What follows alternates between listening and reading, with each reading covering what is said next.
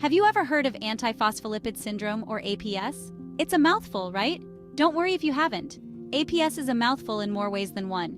It's a complex autoimmune disorder that can be tricky to diagnose and manage. But understanding APS is crucial.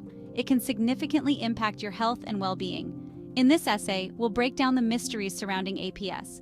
We'll explore its causes, symptoms, diagnosis, and treatment options. We'll use clear, simple language to make this information accessible to everyone. Knowledge is power, and being informed about APS is the first step towards taking control of your health. So, what exactly is antiphospholipid syndrome? Let's dive deeper into this condition to understand it better. In simple terms, it's a condition where your immune system, which normally protects you from harmful invaders like bacteria and viruses, mistakenly attacks healthy tissues in your body. This misdirected attack can cause a range of health issues. In APS, the immune system produces antibodies called antiphospholipid antibodies.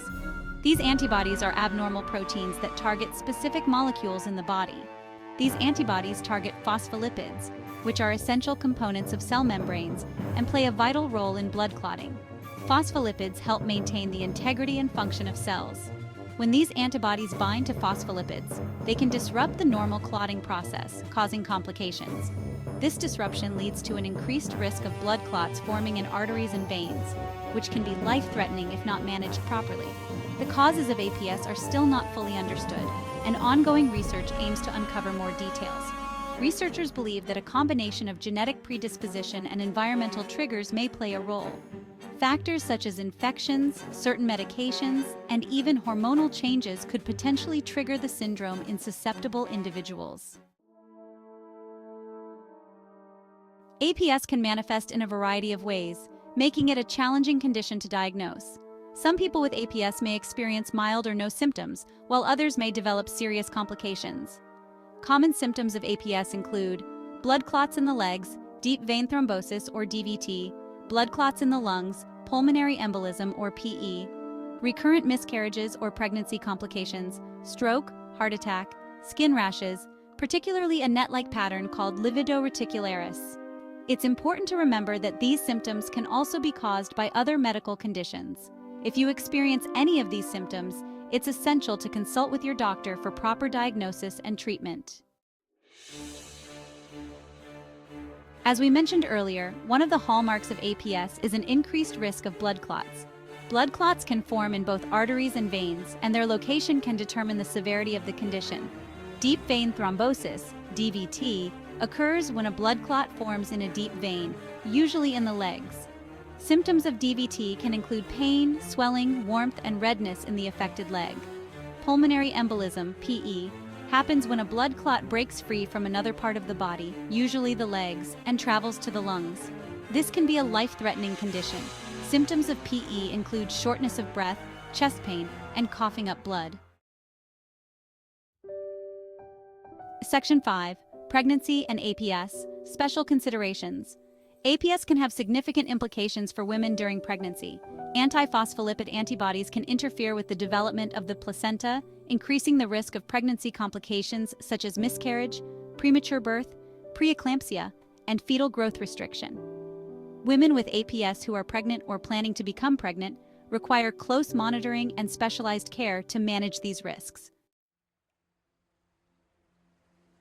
Section 6. Diagnosing APS, tests and procedures. Diagnosing APS involves a combination of medical history review, physical examination, and laboratory tests. This comprehensive approach ensures that all potential indicators of APS are thoroughly examined. Your doctor will ask you about your symptoms, medical history, and family history. They will want to know if you have experienced any unusual blood clots, recurrent miscarriages, or other symptoms that might suggest APS. They will also perform a physical exam to check for any signs of APS, such as skin rashes or swelling in the legs. These physical signs can provide important clues in the diagnostic process. Laboratory tests play a crucial role in confirming the diagnosis of APS. These tests help to identify specific antibodies and other markers that are indicative of the condition. The most common tests used to diagnose APS are antiphospholipid antibody tests. These tests are essential for detecting the presence of antibodies that attack phospholipids in your blood. These blood tests detect the presence of antiphospholipid antibodies in your blood. Blood clotting tests are also performed to assess how your blood coagulates. These tests measure how long it takes your blood to clot. Abnormal clotting times can be a significant indicator of APS. Diagnosing APS can be complex, and it may take time to get a definitive diagnosis. Multiple tests and evaluations are often necessary to confirm the presence of APS and to rule out other conditions. Section 7. Treatment options: managing APS effectively.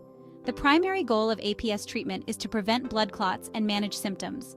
Treatment options may vary depending on the severity of your condition and individual needs. Common treatments for APS include blood thinners. These medications help prevent blood clots from forming. Antiplatelet drugs. These medications, such as aspirin, prevent blood cells called platelets from clumping together and forming clots. Immunosuppressants. In some cases, your doctor may prescribe medications that suppress the immune system to reduce the production of antiphospholipid antibodies. Section 8. Living with APS. Lifestyle modifications and support. In addition to medical treatment, lifestyle modifications can play a significant role in managing APS and improving your overall health. These changes can help you feel better and reduce the risk of complications. Here are some lifestyle tips for people with APS. Quit smoking. Smoking is a major risk factor for blood clots and can exacerbate APS symptoms. Smoking increases the risk of blood clots. Maintain a healthy weight. Being overweight or obese can also increase the risk of blood clots, which is particularly dangerous for those with APS. Exercise regularly. Regular physical activity is crucial as it helps improve circulation and keeps your weight in check. Physical activity can improve circulation and reduce the risk of blood clots. Stay hydrated. Drinking plenty of water is essential to keep your blood from thickening. Dehydration can thicken your blood and increase the risk of clots. Make sure to drink water throughout the day, especially if you are active or in a hot climate. Avoid sitting for long periods. Prolonged sitting can lead to poor circulation and increase the risk of blood clots. If you have a job that requires you to sit for long periods, make sure to get up and move around every hour or so. Simple activities like stretching or walking can make a big difference. Living with a chronic condition like APS can be challenging, but it's important to remember that you're not alone. There are many resources available to help you manage your condition. Support groups and online communities can provide valuable information, resources, and emotional support. Connecting with others who understand what you're going through can be incredibly comforting and empowering. Section 9. A hopeful future: research and advancements in APS. The field of APS research is constantly evolving, and scientists are working tirelessly to develop new and more effective treatments for this complex condition. Current research is focused on understanding the underlying causes of APS, developing targeted therapies that specifically address the immune system's role in APS, improving diagnostic tools for earlier and more accurate diagnosis.